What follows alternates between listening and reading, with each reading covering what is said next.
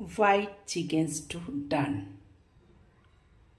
সাদা মাংসের হোয়াইট মাংসের স্টুটা আপনারা করে দেখবেন, হাত চাটবেন আর আমাকে বলবেন।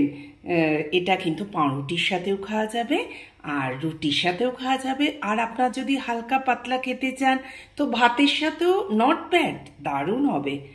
এবার আমি এটাকে বন্ধ করে সিমে দিয়ে দেব। গুড মর্নিং এভরিওয়ান, শুভ সকাল।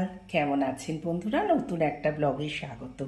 আজকে সকাল সকাল রান্না নিয়ে চলে এসেছি। তার কারণ হচ্ছে আজকে আমার কোনো ভিডিও সেভাবে এডিট করা হয়নি, তাই জন্য ভাবলাম এই ছোট্ট ভিডিওটা আপনাদের সাথে শেয়ার করি। আজকে বানাবো মাংস স্টু।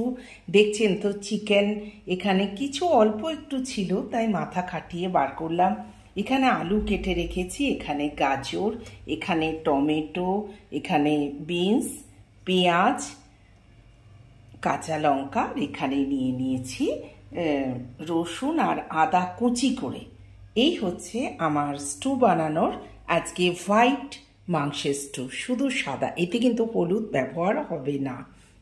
তাই ভাবলাম এই ছোট্ট ভিডিওটা আপনাদের সাথে শেয়ার করি রান্না করতে করতে। হ্যাঁ, স্কিপ করে দেবেন না, দেখবেন। এভাবে রান্নার ভিডিও দিই না, তবে আজকে করা কোনো ভিডিওই আমার এডিট করা নেই। যাই হোক, দেখুন ইন্ডাকশান অন করে আমি প্রেশারটা বসিয়ে দিলাম। আর এতে কিন্তু আমি হোয়াইট অয়েল ব্যবহার করব। সাদা মাংস হবে আর কি, সাদা chicken stew, white chicken stew. Okay, আমি হোয়াইট তেল দিয়ে দিলাম আর এখানে সবজিগুলোকে ভালো করে ধুয়ে জলে ভিজিয়ে রেখেছি। তেলটা গরম হয়ে গেছে, এবার আমি আস্তে আস্তে আলুগুলো ছেড়ে দিচ্ছি। আলুটা যখন একটু একটু ভাজা হয়ে যাবে তখন আবার সব সবজিগুলো দিয়ে একটু নাড়াচাড়া করে নেব।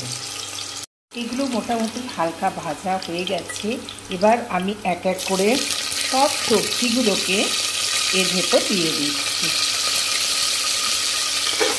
দিয়ে একটু নাড়াচাড়া করে নেব। এগুলো যখন একটু ভাজা ভাজা হালকা হয়ে এলো, এখানে কিছুই ভাজা ভাজা হবে না, জাস্ট এবার পেঁয়াজ আর টমেটো একে একে সবগুলো এর ভেতর দিয়ে দিলাম। কাঁচা লঙ্কা সব কিছু দিয়ে আবার একটু নাড়াচাড়া করতে হবে। কেটে রাখা এই আদা আর রসুনের কুচিগুলো এর মধ্যে অ্যাড করে দিলাম। বেশ ভাজা ভাজা হয়ে যাওয়ার পর এই জিনিসটা দেবো। এর ভেতর কিন্তু আমি আসল যেটা এর ইউএসপি সেটা হচ্ছে গোলমরিচ, গোটা গোলমরিচ। দেখুন দুটো ওপরে ফুল ভেঙে আমি নিয়েছি, দেখাচ্ছি আপনাদের। লবঙ্গ, যার ফুলটা আমি ভেঙে নিয়েছি, তেজপাতা, ছোটো এলাচ, গরম মশলা আর দারচিনি সবই নিয়ে এইবার দিচ্ছি। একটু নাড়াচাড়া হয়ে যাওয়ার পর, আগে কেন দিইনি কারণ এটা কিন্তু পুড়ে যাবে। অলরেডি ভীষণ একটা সুন্দর গন্ধ বেরোতে আরম্ভ করে দিয়েছে। কেমন আছেন আপনারা? ভালো থাকবেন, সুস্থ থাকবেন, সাবধানে থাকবেন বন্ধুরা। এই ধুয়ে রাখা মাংসর পিসগুলো এক এক করে আমি এর ভেতর দিয়ে দিচ্ছি।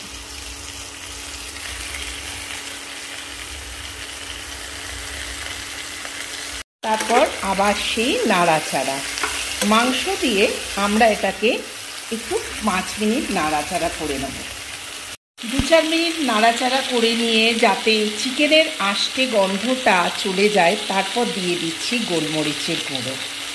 যারা ঝাল খান তারা একটুখানি লঙ্কার গুঁড়ো অ্যাড করতে পারেন। দেখুন গোলমরিচের গুঁড়ো দিলাম, দিয়ে আবার এটাকে নাড়াচাড়া করে নেব।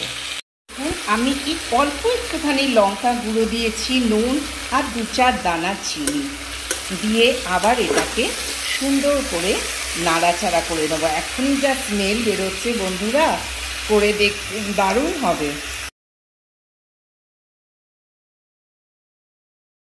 এবার আমি অ্যাড করব এর সাথে 1 কাপ গরম জল। ভীষণ গরম হবে না, ঈষৎ উষ্ণ গরম জল অ্যাড করব। এটা হলো yummy yummy tasty white chicken stew. এবার আমি প্রেসারের ঢাকনাটা বন্ধ করে দিলাম, হতে দেবো 3টে সিটি, তো দেন রেডি হয়ে যাবে আমার হোয়াইট চিকেন স্টু। 3টে সিটি দিয়ে দিলাম, এবার বন্ধ করে দেবো। রেডি হয়ে গেল আমার হোয়াইট চিকেন স্টু। টানটানান, চলো। ওয়াও, কি দেখতে হয়েছে দেখো। টাটা। লাঞ্চ রেডি হয়ে গেল। কেমন লাগলো প্লিজ জানাবেন বন্ধুরা। হ্যাঁ, এখানেই রাখছি বন্ধুরা। ভালো লাগলে do like, share and subscribe my channel. বেশি বেশি করে আমার ব্লগগুলো দেখবেন। কাবেরীর জীবন কথা আপনাদের যেন ঘরে ঘরে পৌঁছে যায়। আপনারা ছাড়া আমরা কিন্তু কিছুই নয়। টাটা, নেক্সট ব্লগে দেখা হচ্ছে।